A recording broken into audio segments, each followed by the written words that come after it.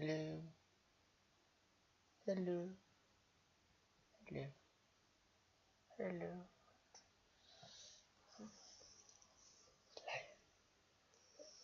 To my blog.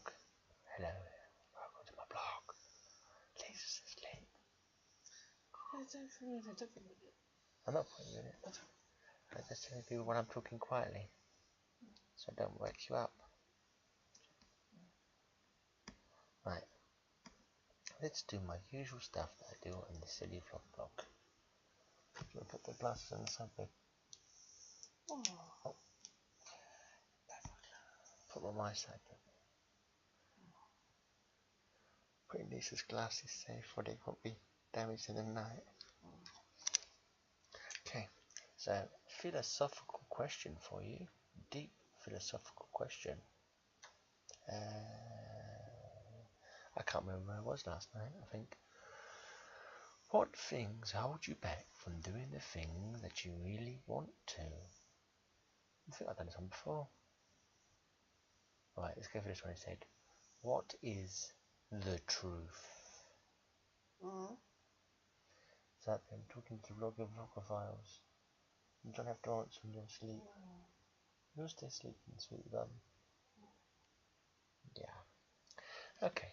Now, let's do a psychology fact. This is supposed to be a mind-blowing psychology fact, although I fear the website may be lying when it says it's mind-blowing. Where am I? Women have twice as many pain receptors on their bodies than men, but they have a much higher pain threshold. See, which is why women should be the ones in the army, and they should go to war rather than men. Yeah, that's a good idea, isn't it? No one should go to war, because war is crap. We don't want any war. But it happens, unfortunately. Okay, we've got a biology fact for you. The average speed of a sneeze is around 160 kilometers or 100 miles per hour. That's how quick a sneeze is, apparently. Yes. You roll over, babe. Geographical fact for you now. If the page will load up. Yes. Okay, geography fact for you. The water between India and Sri Lanka is only 3 to 30 feet deep and was purportedly passable on foot until 1480 AD when a cyclone moved some sand around. I don't know what the distance between India and Sri Lanka is, but apparently at one point you could walk here. Till the Middle Ages, 1480 AD. Well. I wonder if another cyclone might come along and put the sand back there and make it passable again. Who knows? Or you could get a pair of 30-foot tall stilts. Yeah, maybe just use a boat. Yeah, just use a boat. Yeah, boat better. Philosophy quote of the day. Hide your fears, but share your joys. Okay, that's another Linda Poindexter quote for you there. Now, history, this day in history. In 1701, the notorious pirate William Kidd is hanged in London at the second attempt for piracy and murder. On this day in 1798, the United Irishmen rebel against British rule in Ireland, but despite French help, they are defeated. This goes to show just how long the troubles in Ireland have gone on for. Well, Britain went in there, wanted to rule it, and people who lived there already didn't want that to happen. It makes sense, really. It's always going to be that case, isn't it? In 1915, Italy switches sides and declares war on Austro-Hungary in accordance with the secret Treaty of London. I didn't even know about that, to be honest. It goes to show you don't know much about history, really. You don't get taught enough history in the wars. You occasionally might learn how they started, but that's about it.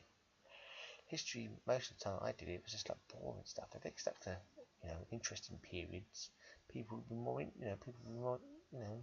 why can't you learn the interesting stuff first And if you really get into it, then you can learn stuff like industrial revolutions and bollocks like that. And yeah, anyway. That was history. Oh, no, another bit of history on this day. On this day in 1966, my big bro Grant was born. Love you, big bro. Happy birthday, mate. Hope you had a good day, even though you had to go to work. Love ya. Talk to you soon. Okay, now, poem. Random poem of the day. It's a bloody long poem. Yes, I'll go for it anyway. Yes. Might whisper it a bit because I don't wake Lisa up, but yeah, she seems to be sleeping okay. Let's just go for it. It's called Mortal Sorrows by Rodney Jones. The tortures of lumbago consumed Aunt Madge, and Leah Vest, once resigned for schoolmarming, could not be convinced to leave the house, and Mrs. Mary Hogan, after birthing her 5th son, lay bedfast for the last 52 years of her life, reporting shooting pains that would begin high in her back and sheer downward to her feet, as though she said she had been glazed in lightning. And also men broken on bridges and mills, shell-shocked veterans, religious alcoholics, Loudon Kilpatrick, Johnson Suggs, Whitey Carlyle, they came and sat there too, leafing through, yellow in pageants and progressive farmers, and one by one all emptied in and talked with by the good doctor gargled a dark chaff in his pipe and took down symptoms, annotating them on his hidden chart: numbness, neuralgia, the knotted lymph, the clammy palms, and then he'd scratch his temple's meaningful patch of white, and scrawled out his unfailing barbiturate prescription to be filled by his pharmacist brother-in-law, until half the county had gathered as in a lap, the quantum ache, the mutiny in every house.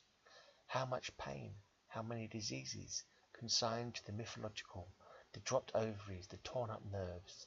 What women said, what men wanted to believe. Part of it, laughable, I know. Still, I want someone to see now that they lie safe in graves, beyond the vacant stores, that someone listened and, hearing the wrong at the heart, named it something that sounded real, whatever they lived through and died of. I remember Mrs. Lyle, who called it a thorn in the flesh, and Mr. Appleton, who had no roof in his mouth.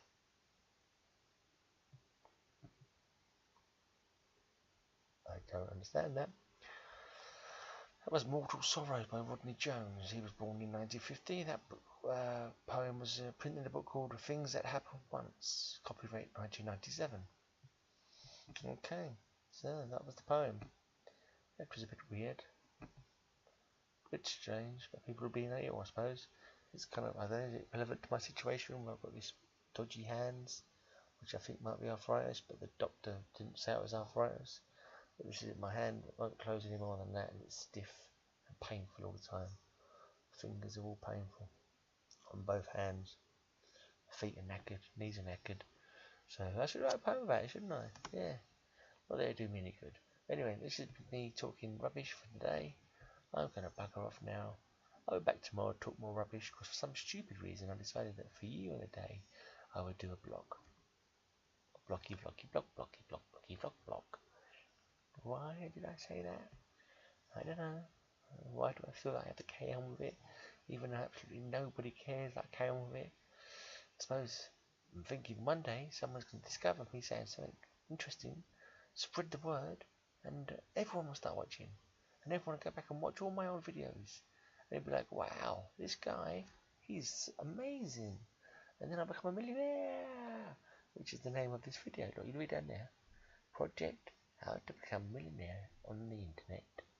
Day 100 and whatever it is. See? Maybe it'll work one day. It won't work. Being stupid. Anyway, thanks for watching. I'll be back tomorrow. Bye.